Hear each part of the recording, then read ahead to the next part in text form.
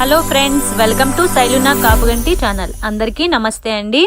గోదాదేవి ఆచరించి తరించినటువంటి లోక కళ్యాణ వ్రతమైన ధనుర్మాస వ్రతంను తను ఏ విధంగా ఆచరించిందో అందరికీ తెలియచేయుటకు తిరుప్పావై అనే దివ్య ప్రబంధాన్ని రచించి మనకు అందించినది. ఈరోజు 18వ పాసురంలో గోదాదేవి మనకు ఏమి తెలియచేస్తుందో తెలుసుకుందాం.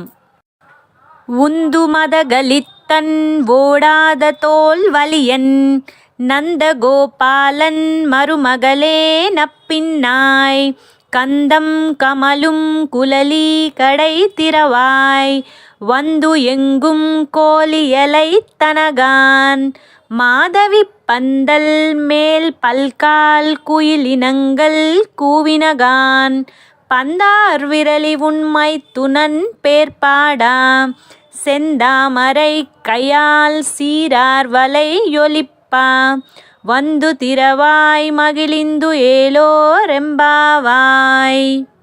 ఈ పాసురం యొక్క అర్థం ఏమంటే, ముందు పాసురాలలో మన ఆండాల్ తల్లి వారి యొక్క గోష్ఠి నందగోపుణ్ణి, యశోదమ్మని మరియు బలరాముణ్ణి, శ్రీకృష్ణుణ్ణి వారి ఇంటికి వెళ్ళి, నందగోపుని ఇంటి దగ్గరికి వెళ్ళి లోపలికి ప్రవేశించి వాళ్ళని నిద్ర నుండి మేల్కొల్పారు. కానీ స్వామి వీరి దగ్గరికి రాలేదట.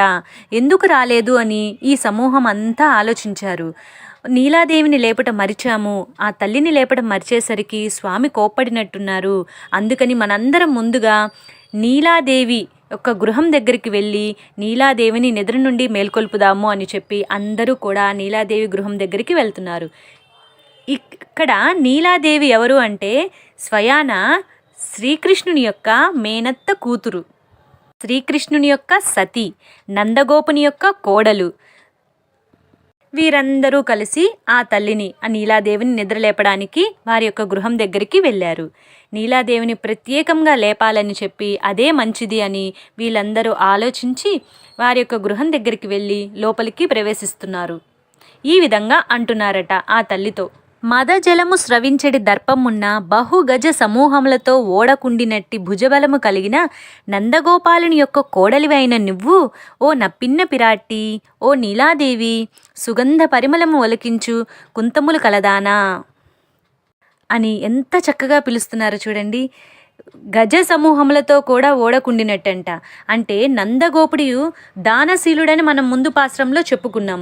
కానీ నందగోపుడు బలశాలి కూడా, భుజబలము కలిగిన వాడు.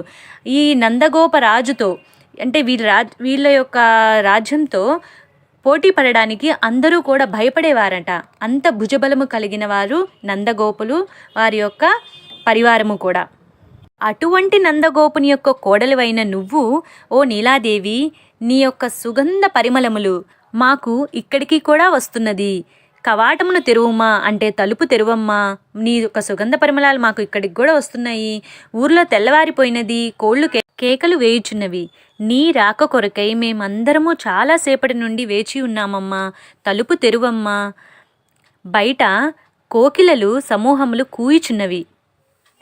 బంతుల వంటి వేలు కలిగిన దానా, నీ మేనత్త కొడుకైన శ్రీకృష్ణుణ్ణి నామ కీర్తన మొనరించుచుంటుమి కనుక ఎర్రని తామరల వంటి మృదువైన దివ్యహస్తములచే నీ చేతికి ఉన్న కళ్యాణ గుణములు గల గాజులు గలగల ధ్వని చేయునట్లుగా తలుపును తెరువమ్మా అంటే చూడండి, మన గోదాదేవి వారి యొక్క సమూహము ఈ విధంగా అంటున్నారు ఆ తల్లితో. నువ్వు ఏ విధంగా తలుపు తెరవాలో, లేదంటే కృష్ణయ్యని ఏ విధంగా వీళ్ళు పొగుడుతున్నారో పెద్దగా చెబుతున్నారు.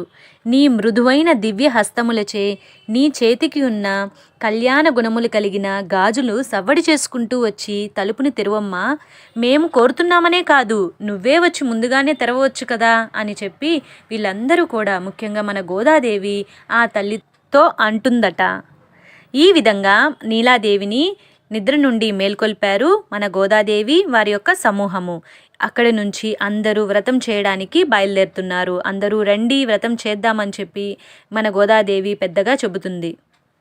Thanks for watching this video. అందరికీ నమస్తే అండి. ఆండాల్ తిరువడిగలే శరణం.